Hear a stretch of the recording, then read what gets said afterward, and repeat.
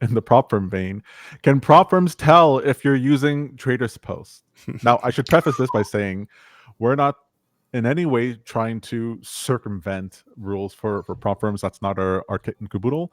There was this nice discussion of people sharing the terms and conditions of the what I think in this particular case it was Apex funding within Discord, and what they were saying is that semi-automated trading is fine to have a system to do semi-auto trading. It's completely automated ones that at least that one was saying that they want to completely avoid. They don't want any set it and forget it. They don't want you walking away. They want you essentially manually trading and using the semi-automated system in order to facilitate the trades.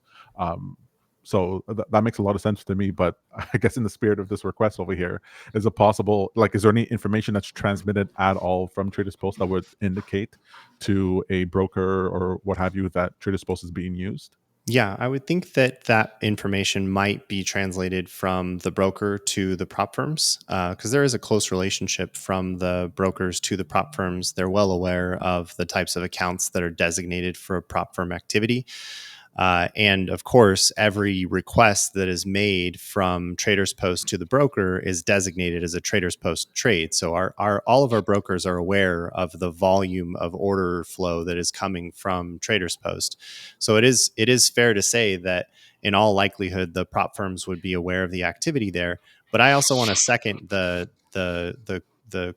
disclosures in terms of service with these prop firms, having now started a Top Step account and really kind of investigating it myself. I've looked pretty closely at their terms, and the one thing that I've noticed is they do not support the idea of trading bot activity because specifically they're looking for multiple trades being conducted within small numbers of seconds, right? So if you're on the like 1 second chart and you're trying to trade like an HFT style and you're in and out and trying to scalp really quickly, that's what they're discouraging.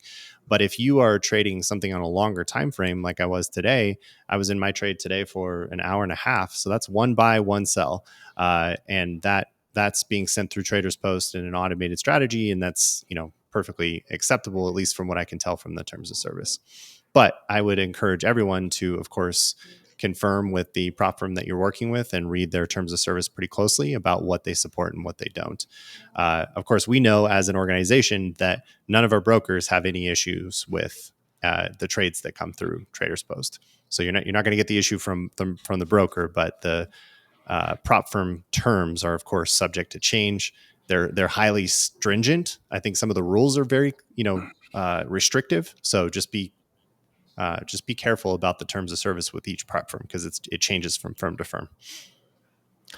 It's such a fun vector for traders. It's so useful for the rules that they have set up in order to become a better trader, especially at the beginning. Like, I mean, I'm sure you guys had the same thing. Well, I don't know if you get the same thing, but my God, the number of blown out trades that I had when I first started. If I had to start with a prop firm sort of idea, then I would have immediately seen that there was a mistake. But to sit there with 50% drawdowns and go, well, I guess this is what it is. I guess sometimes I'll have 50% drawdowns. Now to me seems so ridiculous. But then also for the once you get on a roll and you have your strategies that you have set up and you know what you're looking for, the idea of being able to use a service like TradersPost just to help facilitate the whole thing and just make your life easier the way that you would use any tool, any productivity tool. I really love that sort of idea. And I'm very interested in seeing how you guys are modifying the platform to add features, add the polish in such a way as to facilitate for newbies and for long-term veterans in their trading journey. Pretty interesting. For sure. Yeah, I totally agree. I think this is probably the best way to get introduced to a leverage product like futures without that potential of just completely draining your account. I mean, if it definitely happened to me early on a much smaller account, but I blew out the first couple accounts that I had and lost quite a bit in futures early on.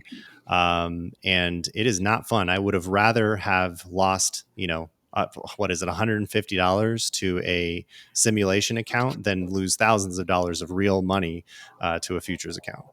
Yeah. Does it make it seem like to you like the pitch to not try it I'm not understanding the argument not to try it. When I first heard about it, people were saying that oh, prop firms are scams. These are all just scams. And I thought to myself, well, of scams I've seen, this is, if it is a scam, it's like the least scammy thing I've ever seen before. And they're like, well, they're paying you out from the failures of other people. I go, well, that's what the market does. It's paying me out from the failures of other people too. So where exactly is the problem here? Why wouldn't you give this a shot? Yeah, I guess the one argument I would have is lots of the rules for a lot of these prop firms that I've looked at um, are so stringent that it kind of really falls outside of my trading style. You Right. know, I'm willing to take larger risks than they're allowing, and I think they've created rules that are so specific that it's kind of difficult to really manage risk in a way that's appropriate to the upside. So you find yourself needing to take a little bit more time, manage risk a lot tighter, taking very small steps along the way, which is fine. But if you're growing, it's pretty tough to trade by some of those standards. And I think that's the complaint I'm seeing from a lot of people, is that the rules are so stringent that it's really difficult to succeed. And I think that they'll probably get more and more difficult over time, especially as people's skill improves over time, to the extent that it may be a very small number of people that are ever awarded any kind of live funding to their account. So that said, I think the other consideration to make from a prop firm account is that you're kind of fixed in terms of the reward you're going to receive over time. They've limited the amount that you'll be paid out over time. But if you're trading a futures account with your own capital, it's effectively an infinite scale. Like if you're capable of building an account, Right. you're able to reinvest your own profits back into your own account over and over and over again, and that compounds, I think, much faster than using a prop account. Fair enough.